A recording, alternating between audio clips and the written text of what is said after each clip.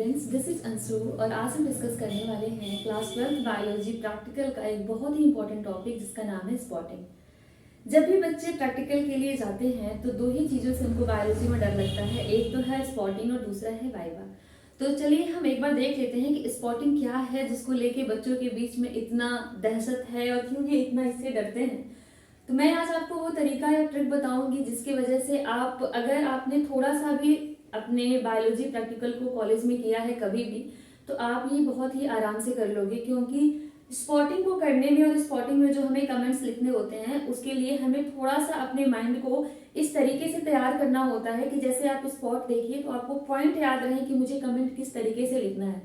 Otherwise हमारे पास spot बहुत ज्यादा होते हैं और जब हमको टाइम फाउंडेशन में कमेंट को लिखना होता है तो हम वो काम कर नहीं पाते, जिससे कि क्या होता है, स्टूडेंट अंडर प्रेशर आ जाते हैं।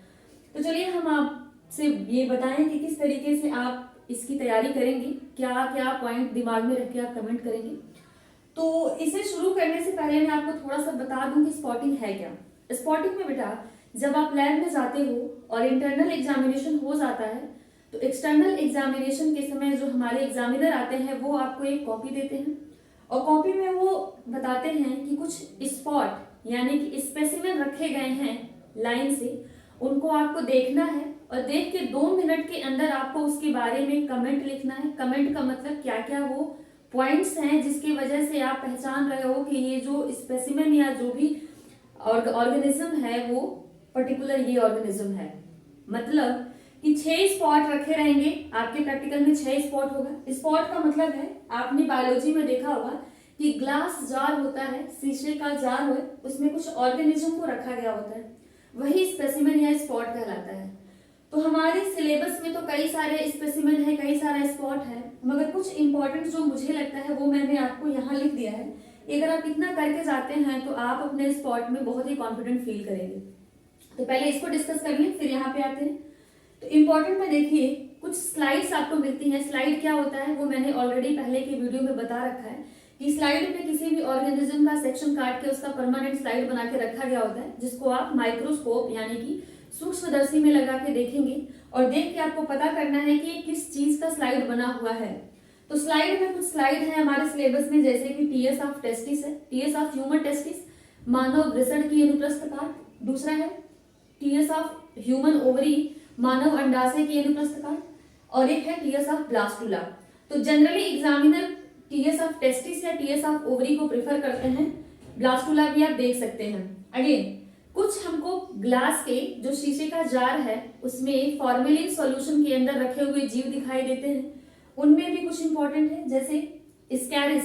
स्कैरिस का नाम आपने सुना होगा ह्यूमन हेल्थ और डिजीज चैप्टर में। तो स्कैरिस हो गया, टेप वॉर्म हो गया, या फिर एंट अमीबा।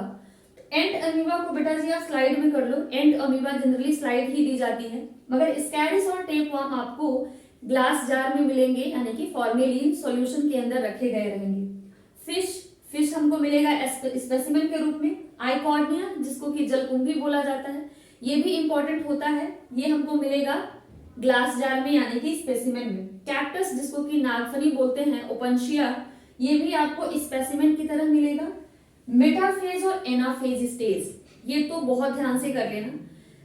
जैसे कि माइटोसिस डिवीजन में जो स्टेज है उसमें से 2 स्टेज आपको स्लाइड बना के दी जाती है, आपको देख के पहचानना होता है कि कौन सा स्टेज दिया गया है और उसके बारे में 3-4 कमेंट लिखना होता है।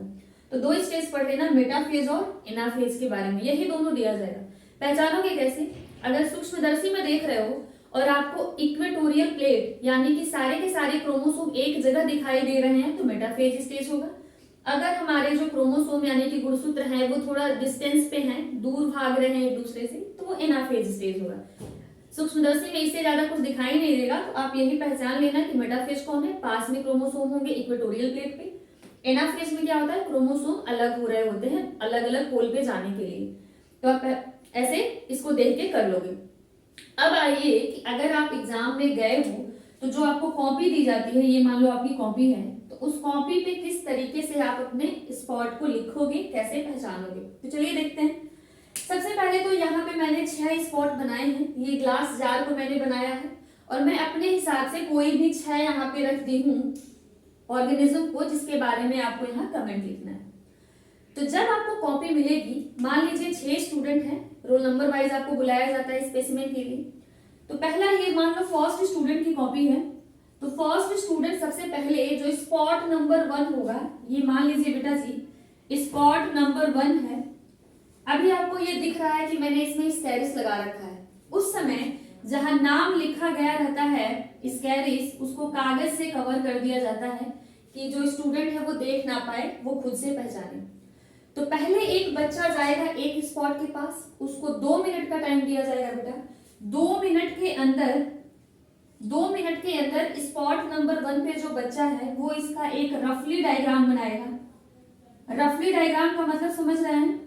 आपको चुन चुन के डायग्राम नहीं बनाना है, सिंपल सा बात है, ऐसे कर दो, स्केरिस आपने बना दिया, ये है रफली डायग्राम। रफली डायग्राम बनाने के बाद उसी 2 मिनट में आपको लिखना है इसके बारे में कमेंट। तो कमेंट में आप लिख दीजिएगा आइडेंटिफिकेशन, मतलब कैसे पहचाने हैं आप। तो आइडेंटिफिकेशन में बेटा सारे के सारे स्पॉट के लिए सिंगल लाइन है कि आप पहले तो पहचानिए कि द गिवन स्पॉट, मतलब कि दिया गया जो स्पेसिमेन या स्पॉट है वो स्केरिस का है। तो 1 नंबर तो बेटा जी ऐसे ही आप आधा नंबर सिक्योर कर लिए अपना कि the given spot is of Ascaris. तो एग्जामिनर को कम से कम ये लगेगा कि बच्चे ने इसको देख के पहचान लिया है कि ये स्केरिस है। अब आपको 3-4 कमेंट लिखने हैं, 3-4 या 2-3 जो भी आपको याद है वही लिखना है। कभी भी एकदम परेशान नहीं हो जाना कि 2 ही मिनट का टाइम है, कैसे लिखूं। लास्ट में आपको 2 मिनट एक्स्ट्रा मिलता है कि आपने जो चीजें आपको याद था नहीं लिख पाए, तो बाद में उसको कम को अपने पूरा कर लीजिए काम जो है। अब ध्यान से देखो, स्पॉट नंबर 1 पे बच्चे ने भी इतना ही काम किया था, रफली डायग्राम बनाया और अभी एक ही लाइन लिखा था कि मान लो 2 मिनट हो गया, बेल बज गई, बेल बजता रहता है वहां पे। तुरंत ये बच्चा बेटा जी स्पॉट नंबर बी पे शिफ्ट हो जाएगा। स्पॉट नंबर बी पे शिफ्ट होते ही तुरंत लिखेगा स्पॉट नंबर 2, और यहां जितना लिखा था एक लाइन छोड़ देना, हमेशा ये काम किया जाता है, एक लाइन छोड़ देना, 2 लाइन, और फिर नीचे से लिखना स्पॉट नंबर 2। जब ये बच्चा स्पॉट नंबर 2 पे जाएगा तो इनके पीछे मान लो यहाँ एक लाइन लगा के खड़े थे बच्चे ऐसे करके, जैसे ये वाला बच्चा बी पे गया तो इसके पीछे वाला बच्चा कहाँ आ जाएगा, ए पे आ जाएगा। फिर 2 मिनट के बाद बी वाला बच्चा बेटा जी सी पे जाएगा और जो ए पे जाएगा वो फिर से बी पे आ जाएगा। फिर 2 मिनट के बाद सी वाला कहाँ जाएगा, डी पे जाएगा। फिर ऐसे करते करते लास्ट में पहला जो बच्चा था मान लो एफ पे आ गया, यहाँ पे आ गया है। स्पॉटिंग करते करते वो लास्ट स्पॉट पे आ गया है और इनके पीछे वाला एक यहाँ रहेगा, एक बेटा जी यहाँ बच्चा रहेगा। समझ में आ रहा है ना? क्योंकि ये चेन बनी हुई है, 2-2 मिनट पे सब आगे बढ़ते जा रहे हैं, एक लाइन बनी हुई है। अब जैसे ये स्पॉट नंबर एफ पे अपनी कॉपी में लिखेगा और 2 मिनट बजेगा, 2 मिनट पे बेल बजेगा, तो ये बच्चा अलग किनारे यहाँ आएंगे और 2 मिनट इनको एक्स्ट्रा मिलेगा कि आप इस 2 मिनट में देखिए कि आपने सारे स्पॉट पे आप गए हो कि नहीं, कोई कहीं ऐसा तो नहीं जल्दीबाजी में कोई एक स्पॉट आप भूल गए हो। तो 2 मिनट में आपको मिलेगा कि आप अपनी स्पॉटिंग की कॉपी को एक बार ओवरव्यू कर लीजिए उसका कि कुछ छूटा तो नहीं है। आफ्टर 2 मिनट आप ये कॉपी एग्जामिनर को सबमिट करोगे। एग्जामिनर के पास आपकी कॉपी जाएगी, वहां चेक होगी और उसी के अकॉर्डिंग आपका वाइवा होगा। ये प्रोसीजर है, इनका हो गया वाइवा। अब आएंगे ये जो बच्चा एफ पे था वो फिर यहाँ आएगा, सेम काम चलता रहेगा, 2 मिनट इनको एक्स्ट्रा मिला, इन्होंने अपनी कॉपी को देखा, फर्दर ये एग्जामिनर को कॉपी देंगे, फिर से इनका वाइवा, ऐसे ही करके ये निकल गया, ये वाला बच्चा आएगा। कुल मिला के स्पॉटिंग में एक बच्चे पे हमने 14 मिनट का टाइम दिया है, 12 मिनट हर स्पॉट पे, 2 मिनट किनारे उनको कि अपना देख लें कि कुछ छूटा तो नहीं है। ये तो हमने पूरा बेटा जी प्रोसीजर समझ लिया कि किस तरीके से बच्चे मूव होंगे हर स्पॉट पे और किस तरीके से इनकी कॉपी एग्जामिनर के पास जाती है। नाउ अब हमें मेन चीज समझना है कि स्पॉटिंग वाली कॉपी पे स्पॉट को देख के लिखें क्या, क्योंकि जब हमको कॉपी मिलती है और 2 मिनट का बेल लगता है वहां पे, तो वहां पे चाहे कितना भी इंटेलिजेंट बच्चा हो बेटा जी, वो भूल जाता है कि क्या पढ़ के आए थे। तो यहाँ पहली बात कि आपको कुछ भी पढ़ के नहीं आना है स्पॉटिंग के लिए, ये बात गांठ बांध लो। स्पॉटिंग में पढ़ के नहीं जाया जाता है। अगर आपने साल भर क्लास किया है और बॉटनी या जूलॉजी के स्टूडेंट रहे हो, मतलब बायोलॉजी के स्टूडेंट हो, तो जीव तो पहचान ही लोगे भाई, ये मछली है पहचान लोगे, मेटाफेज एनाफेज तो स्लाइड बनी रहती है, तो स्लाइड को बेटा जी देखने में दिक्कत होती है। ये आपका हो गया, ये हो गया, ये स्लाइड को पहचानने में सबको दिक्कत होती है। तो थोड़ा सा ये देख लेना कि अपने आप में ही कि टेस्टिस हमारा है तो उसमें ऐसे ऐसे सेल्स बनी होती हैं, इंटरस्टिशियल सेल्स होती हैं। ब्लास्टूला है तो हमको गोला दिखाई देगा इस तरीके से, और उसमें सेल मास होगा ब्लास्टूला है तो ये अपना कुछ दिमाग में बना लिया जाता है कि स्लाइड कैसे पहचानेंगे।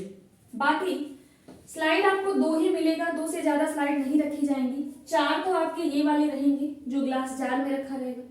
इस 4 में भी 2 प्लांट तो बेटा जी 100% मिलेंगे आपको। और प्लांट हमारे पास कौन है, या तो आइकॉर्निया मिलेगा या कैक्टस मिलेगा। कभी कभी एग्जामिनर आपको पॉलिनेशन के बारे में पूछने के लिए कुछ इन्फ्लोरेसेंस रख देता है। इन्फ्लोरेसेंस का मतलब वो आपसे पॉलिनेशन के बारे में जानना चाहता है। मान लो कोई ऐसा फ्लावर गुड़हल रख दिया गया, तो गुड़हल हमारा ब्राइट कलर का है, तो सिंपल सी बात है आप गुड़हल के बारे में नहीं लिखोगे, आप लिखोगे कि ये फ्लावर ब्राइट कलर का है, इसके पास नेक्टर है, तो ये इंसेक्ट को अट्रैक्ट करेगा, इंसेक्ट इसमें पॉलिनेशन करेगा, तो ये फीचर इसको बताते हैं कि इसमें पॉलिनेशन इंसेक्ट के थ्रू होगा। अगर मान लो कोई ऐसा फ्लावर रखा गया है जिसमें छोटे छोटे कई सारे फ्लावर गुच्छे में हैं, तो सिंपल सी बात है वो विंड के थ्रू पॉलिनेशन कराएगा। बंच में फ्लावर है, उसका स्टिग्मा एक्सपोज्ड होगा, छोटे छोटे पॉलन ग्रेन होंगे जो बहुत लाइट वेट के हैं, फ्लावर में कोई नेक्टर नहीं है, कोई स्मेल नहीं है, तो ये हमको पता चल गया कि ये विंड के थ्रू पॉलिनेशन कराएगा। ये सारी चीजें हम समझ गए बेटा। अब देखो आपको मान लो कॉपी मिली है, आप सबसे पहले रोल नंबर फिल करोगे XYZ what ever your roll number. इसके बाद से क्या करना है आपको, मान लो आप इस स्पॉट पे गए हो, स्पॉट पे पहले खुद को अज्यूम करो कि आप यहाँ पे गए हो, 2 मिनट का टाइम है, आपने स्पॉट को देखा, तुरंत लिखोगे स्पॉट नंबर 1, लिखो बेटा स्पॉट नंबर 1। उसके बाद से आप तुरंत इसका डायग्राम बनाओगे, ऐसे एक रफली डायग्राम लिख दोगे यहाँ पे। आइडेंटिफिकेशन, आइडेंटिफिकेशन में क्या होगा बेटा जी, द गिवन स्पॉट, मतलब दिया गया स्पॉट किसका है, इज ऑफ स्कैरिस। तो आपने अपना एक सिक्योर कर लिया कि मुझे इसके बारे में पता है। तो हर स्पॉट पे यहां लिखोगे the given spot is of cactus, the given spot is of Eichhornia, the given slide is of testis, the given slide is of ant amoeba histolytica and the given spot is of fish.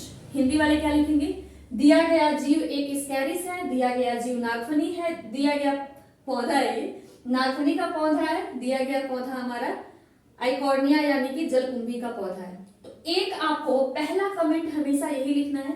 तो पहले comment के लिए no पढ़ाई, simple सा comment हो गया कि दिया गया ये है। अगेन लिखो कि ये प्लांट है कि एनिमल है, पहले तो ये पहचानोगे। तो इसमें देखो, इसमें लिखोगे ना यह एनिमल किंगडम का मेंबर है, जंतु जगत का है। ये दोनों प्लांट किंगडम के हैं, पौधे हैं ना, तो इनको लिखोगे ये पादप जगत के सदस्य हैं। ये तो बिना पढ़े कर सकते हैं बेटा हम कि जीव कौन सा एनिमल है कौन सा प्लांट है। तो दूसरा कमेंट लिखो, it belongs to animal kingdom. देखो कितना जल्दी जल्दी आप कितना कमेंट लिखोगे। एनिमल किंगडम का है बेटा जी, एनिमल किंगडम में भी किसका है, अगर आपको याद है तो लिखना, नहीं याद है छोड़ दो। मुझे पता है कि एनिमल किंगडम में ये एस्क्ले हेलमिंथीज का सदस्य है, एस्के हेलमिंथीज का ये मेंबर है स्कैरिस, ठीक है। आपको नहीं याद आएगा तो सिर्फ एनिमल किंगडम तक, ठीक है। यहाँ क्या लिखोगे, प्लांट किंगडम, ये क्या है प्लांट किंगडम यानी कि पादप जगत। ये दोनों एनिमल किंगडम के हैं बेटा जी, ये क्या है एनिमल किंगडम के हैं। तीसरा आपको सोचना है कि ये जो जीव है कहाँ रहता है। अगर हमने देख लिया कि जीव का नाम क्या है, इसके बाद से कहाँ का सदस्य है, रहता कहाँ है, ये तो देखो। स्कैरिस बेटा हमारे स्मॉल इंटेस्टाइन यानी कि छोटी आंत में रहता है, तो लिख दो इट लिव्स इन, कहाँ रहता है स्मॉल इंटेस्टाइन, छोटी आंत में, स्मॉल इंटेस्टाइन ऑफ ह्यूमन, मनुष्य के छोटी आंत में स्मॉल इंटेस्टाइन में रहता है। कैक्टस कहाँ रहता है बेटा, मरुस्थल में रहता है। जलकुंभी कहाँ रहेगी, पानी में रहेगी, तो लिखोगे यह पानी में रहता है। इंग्लिश मीडियम वाले it is aquatic plant, it is a xerophytic plant, मरुस्थल में रहता है। टेस्टिस के बारे में कहाँ रहता है तो नहीं लिखोगे ना, ह्यूमन ऑलरेडी बोल रखा है। तो टेस्टिस और स्लाइड जो है उसके स्पेशल फीचर लिखो कि टेस्टिस क्या है, प्राइमरी सेक्स ऑर्गन है, प्राइमरी सेक्स ऑर्गन में से क्या होगा यहाँ पे, स्पर्म बनाने का काम करेगा ये। इसके पास कुछ हार्मोन्स निकालेगा लेडिंग सेल से, जिसको बोलते हैं टेस्टोस्टेरॉन। तो 4 लाइन टेस्टिस का सारे बच्चे याद कर लो, यही लिख के आना। पहला तो ह्यूमन टेस्टिस है, ये मनुष्य के वृषण के उपस्थकाट है। दूसरा क्या लिखोगे, यह प्राइमरी सेक्स ऑर्गन है। तीसरा बेटा जी, इसमें लेडिंग सेल्स पाई जाती हैं। लेडिंग सेल्स से टेस्टोस्टेरॉन हार्मोन्स बनता है। 4 बहुत हो गया, इससे ज्यादा नहीं लिखना है कुछ। इसके अलावा कुछ लिखना चाहो तो लिख दो, इसमें सर्टोली सेल्स पाई जाती हैं। सर्टोली सेल्स क्या करती हैं, नरिशमेंट का काम करती है जर्म सेल का। तो 4 लाइन हमेशा याद रखना, क्योंकि टेस्टिस में बच्चों को पढ़ने में दिक्कत होती है। तो मैंने सबसे छोटे छोटे कमेंट बताए हैं। पहला तो ये टेस्टिस है। दूसरा क्या है बेटा, कि ये प्राइमरी सेक्स ऑर्गन की तरह काम करता है। तीसरा, इसमें लेडिंग सेल्स होती हैं। लेडिंग सेल से टेस्टोस्टेरॉन हार्मोन बनता है। ये स्पर्म प्रोडक्शन में भी हेल्प करती हैं। हेल्प क्या करती है, स्पर्म प्रोडक्शन कराती हैं। पांचवा क्या लिखोगे, इसमें सर्टोली सेल पाई जाती है, जो कि नरिशमेंट का काम कराती है जर्म सेल्स के लिए। एंट अमीबा, इसमें तो सिंपल से लिखोगे, कहाँ पाया जाता है एंट अमीबा। एंट अमीबा बड़ी आंत यानी कि लार्ज इंटेस्टाइन में पाया जाता है। लार्ज इंटेस्टाइन में पाया जाएगा तो कौन सी बीमारी करेगा, अगर पेट में रह रहा है इंटेस्टाइन में तो बीमारी भी तो करेगा। तो इसके लिए पहला तो कहाँ पाया जाएगा, कहाँ का लिखना, कहाँ पाया जाएगा, कौन है, कहाँ पाया जाएगा, कौन सी बीमारी करेगा बेटा जी, कौन सी बीमारी करता है ये, अमीबिक डिसेंट्री करता है, पेचिस करता है। हो गया, इतना काफी है। 4 कमेंट कैसे हो गए। The given slide is of ant amoeba, दिया गया स्पॉट या स्लाइड एंट अमीबा का है। यह हमारे बड़ी आंत में पाया जाता है। It leaves in large intestine of human. तीसरा क्या है, it is the causative agent of amoebic dysentery, ये इसके वजह से अमीबी पेचिस होती है। ठीक है बेटा, इतना काफी है। 3 भी कर दोगे, एक रफली डायग्राम इसका ऐसे बना देना करके, कंट्रेक्टाइल वैक्यूल करके। और लिखना चाहो तो लिख लो, ट्रोफोजोइट स्टेज होती है, मैग्ना फॉर्म होता है, माइन्यूटा होता है। कुछ नहीं लिखा जाता है, बस 3 या 4 कमेंट मोर देन इनफ है। फिश, मुझे नहीं लगता है कि कोई भी बच्चा फिश में गलती करेगा। पहला क्या है ये, व्हाट, ये फिश है ना बेटा, क्या है में फिश है, कहाँ पाया जाता है, पानी में, मतलब एक्वेटिक जीव है। जंतु है कि प्लांट है, तो लिखो एनिमल किंगडम का है। एनिमल किंगडम में कहाँ का है बेटा जी, पाइसेस का है, जो मत्स्य ग्रुप है। कहाँ वाला देख लिया। अब देखो कुछ स्पेशल भी है क्या मछली में, सिंपल सी बात है, मछली हमसे अलग है क्योंकि ये गलफड़े से सांस लेती है। तो ये लाइन याद कर लेना, गिल्स की सहायता से सांस लेती है। आपको याद होगा कि आप बिना पढ़े, आप देख सकते हो बिना पढ़े हमने इन सभी के बारे में कमेंट आसानी से कर लिया है। देखो कैसे कमेंट किया गया। सबसे पहले कमेंट में आपको ये लिखना है क्या है, उसका नाम लिखना पहले। जो भी आपको स्पॉट मिले बेटा उसका पहला नाम लिखना पहले, स्पॉट नंबर भी कर देना, स्पॉट नंबर, फिर उसका नाम, फिर उसका डायग्राम बनाइएगा। डायग्राम कैसा, एकदम रफली, मछली मुझे बनाना है, हो गया मछली, बस। ठीक है, रफली डायग्राम बनाया, आपने नाम लिख दिया था। अब लिखो क्या है ये, प्लांट है कि एनिमल है, प्लांट है कि एनिमल किंगडम का है, किस जगत का है, दोनों जीव देख के पहचान जाओगे। अगर प्लांट या एनिमल है तो कहाँ पाया जाता है, वेयर।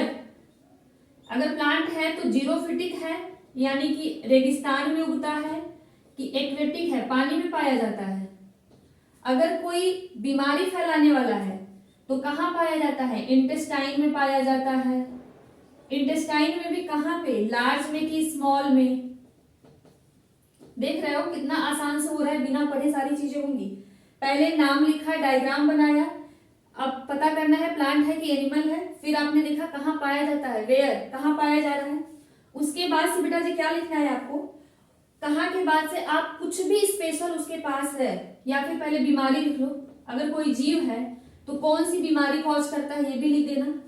अगेन मन करेगा तो एक और चीज लिख लेना उसके बारे में, अगर कुछ भी स्पेशल काम वो करता है। फॉर एग्जाम्पल स्पेशल कैसे देखोगे, सबका मैं एक एक स्पेशल बता रही हूँ। स्कैरिस में स्पेशल ये है कि मेल और फीमेल बेटा दोनों हमारे अलग अलग, हम बाहर से देख के उन्हें पहचान सकते हैं। मेल स्कैरिस का हमेशा हुक के साथ होता है, फीमेल सीधी होती है। याद कैसे रखोगे कि लड़कियां सीधी सादी होती हैं, दैट इज वाई स्कैरिस भी हमारी सीधी है। अगर लेंथ की बात पूछी जाए तो लड़कियां, याद करना, एक्ट्रेस से याद कर लो कि जो हाइट है वो लड़कियों की ज्यादा है in compare to male. Actress में सलमान खान, कैटरीना कैफ, ऐसे करके याद कर सकते हो। मेल की हाइट स्कैरिस में छोटी होती है, फीमेल का क्या होता है, लेंथ बड़ा होता है। मेल हुक के साथ होगा, लड़कियां सीधी सादी हैं तो स्कैरिस हमारी सीधी होगी। स्पेशल फीचर हो गया। बीमारी इससे स्कैरियसिस होता है। स्कैरियसिस होता है तो कहाँ पे स्कैरिस रहती है, स्कैरिस हमारे स्मॉल इंटेस्टाइन में रहती है। ये एनिमल किंगडम के एस्के हेलिमेंथीज की मेंबर है। कैक्टस जीरोफिटिक मरुस्थल में पाया जाता है। स्पेशल क्या है, इसमें जो स्टेम होता है बेटा वो अपने आप को लीफ में कन्वर्ट कर लेता है। अगर लिखने में टाइम लगेगा तो ऐसे कर लेना, स्टेम लीफ में बदल जाता है, और जो लीफ है बेटा जी वो अपने आप को स्पाइन में बदल देती है, जिससे कि वाटर लॉस कम हो, ट्रांसपिरेशन कम हो। तो एक कमेंट, ये दूसरा कमेंट, स्टेम जब लीफ में अपने आप को बदलता है तो वो कंडीशन कहलाती है फाइलोक्लेड। ठीक है बेटा, हो गया, इतना काफी है। आइकॉर्निया जलकुंभी कहाँ पाई जाती है, एक्वेटिक प्लांट है। एक्वेटिक के अलावा इसका एक नाम है कि ये टेरर ऑफ बंगाल कहा जाता है। बंगाल का आतंक भी इसको कहा जाता है। देखो इसके स्टेम्स कैसे हैं, लीव्स कैसे हैं, देख के लिख सकते हो। अगेन क्या लिख सकते हो, ये एक इन्वेजिव स्पीसीज है। इन्वेजिव का मतलब है बाहर से आई है, एलियन स्पीसीज है और आके हमारे यहाँ पूरा आतंक फैला दी है। आतंकवादी क्या है, मतलब ऐसे याद करना, टेरर ऑफ बंगाल से, कि बंगाल में इसको बाहर से लाया गया कि बहुत सुंदर लगता है, फ्लावर इसमें सुंदर होते हैं, मगर इसने क्या किया, वहां की जितनी भी स्पीसीज थी उन सबको खत्म करके अकेले अपना साम्राज्य बना लिया। तो ये हमारी एक इन्वेजिव स्पीसीज है। ठीक है बेटा जी। टेस्टिस में मैंने बोल दिया, टेस्टिस ह्यूमन टेस्टिस है, सर्टोली सेल होंगे, लेडिंग सेल होगा, टेस्टोस्टेरोन का सेक्रेशन कराएगा। एंट अमीबा लार्ज इंटेस्टाइन में रहेगी, एंट अमीबा है, एमीबिएसिस बीमारी कॉज करेगी। काफी है, मछली के बारे में कुछ बोलना ही नहीं है। सेम कंडीशन आप इन सब के लिए भी अप्लाई करोगे। इस तरीके से जब आप स्पॉटिंग करने जाओगे तो एकदम बेफिक्र होकर घर से जाओगे, क्योंकि आपको तो कुछ पढ़ना ही नहीं है। आपको स्पॉटिंग में क्या करना है बेटा, देखना है, देख के थोड़ा 1 मिनट रिलैक्स होना, 1 मिनट नहीं 2 ही मिनट का टाइम है, कुछ सेकंड अपने आप को रिलैक्स करना, फिर कॉपी पे लिखना शुरू करना कि मुझे स्पॉट नंबरिंग करना है, रफली डायग्राम बनाना है, पहले आइडेंटिफाई करना है नेम, और 3-4 कमेंट लिख के और नीचे लिख देना है ऑन द गिवन बेसिस या फिर on the above, on the basis of above character, मतलब इस कैरेक्टर के आधार पर, above character, the given spot, ये जो स्पॉट दिया गया है, इज ऑफ स्कैरिस। बस एग्जाम में खुश हो जाएंगे बेटा जी कि आपने इतने सही तरीके से काम किया है, डायग्राम भी बनाया है, कमेंट भी 2-3 लिखा है, आइडेंटिफाई भी किया है और नीचे कंक्लूड भी कर दिया है कि इन सभी लक्षणों के आधार पर दिया गया जीव स्कैरिस है। तो ये पूरा था बेटा स्पॉटिंग के बारे में।